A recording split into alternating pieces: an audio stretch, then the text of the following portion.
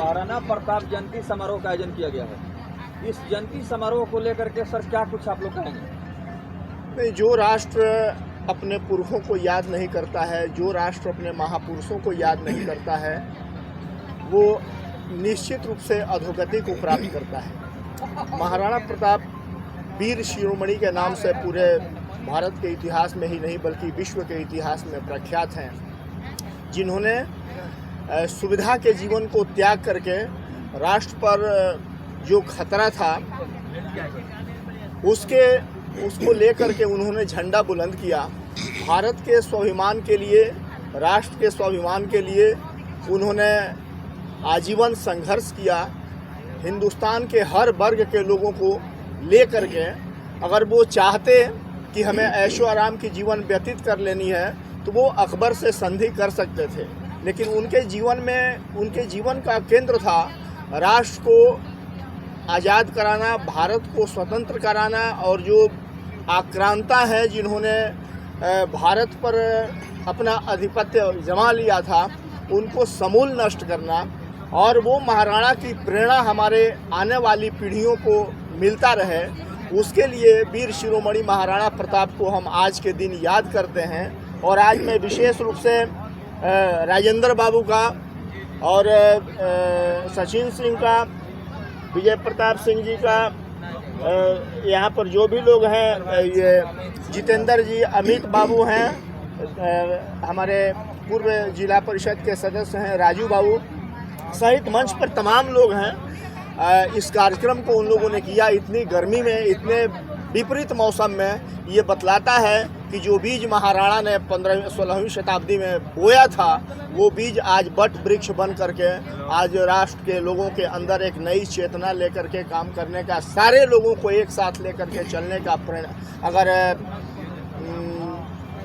मंत्र अगर कहीं से मिलता है तो वो महाराणा प्रताप को याद करने से मिलता है। सरकार ने अभी तक महाराणा प्रताप जी की स्मृति में जो कुछ भी काम करना चाहिए, आपको क्या लगता है इतने समय बीत गए, सरकार की क्या उपलब्धियां रही हैं? महाराणा प्रताप की स्मृति में कुछ योगदान आप लोग देख रहे हैं? नहीं, महाराणा प्रताप सरकार के ऊपर निर्भर रहने वाले चीज़ नहीं है। महाराणा प्रताप इस राष्ट्र की आत्मा है। यह राष्ट्र महाराणा प्रताप को हमेशा अपने करीब पाता है। तब राजनीतिक रूप से महाराणा प्रताप को इसमें इन्वॉल्व करना, ये मुझे लगता है कि महाराणा को राजनीति से ऊपर रखना चाहिए। वो राष्ट्र के लिए महाराणा थे, वो राजनीति के लिए महाराणा नहीं थे। तो आप क्या आह्वान करेंगे ताकि महाराणा प्रताप जी का स्मृति में इसी तरह से जो है? नहीं, मैं तो चाहूँगा कि सरकार में भी जो लोग हों और यहाँ के जो स्थानीय स्तर पर भी जो नेतृत्व है वो उसे अपने उसको जो जनता ने जो पावर दिया है, जो ताकत दिया है, उस ताकत का प्रयोग महाराणा प्रताप को वो सम्मान मिल सके उसके लिए उनको प्रयास करना चाहिए। लेकिन सरकार भी महाराणा प्रताप के लिए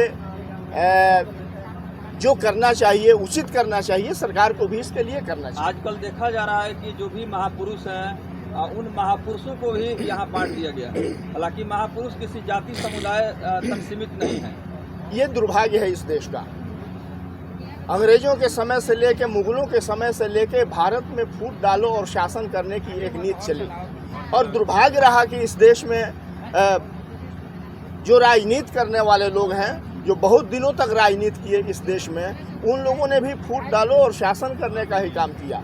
लेकिन अब परिस्थितियां बदल रही हैं। अब एक ऐसा नेतृत्व भी इस देश को मिला है जो सबका साथ सबका विकास का एक मंत्र उसने इस देश में दिया है, और वही उस सभी लोगों के सहयोग से ही आज यह भारत, जो कभी 11वीं अर्थव्यवस्था हुआ करता था, मात्र इतने दिनों में आज 5वीं अर्थव्यवस्था हुआ है, और अब आने वाले दिनों में तीसरी अर्थव्यवस्था 2027 तक यह भारत बनेगा। ये सबके सामूहिक प्रयास का यह नतीजा। आज के आयोजन समिति के जो लोग हैं जिन्होंने बढ़ चढ़ करके इस कार्यक्रम का आयोजन किया, प्रोत्साहन हेतु आप क्या कुछ अपने मुखार बिंदु से उनका प्रोत्साहन करेंगे?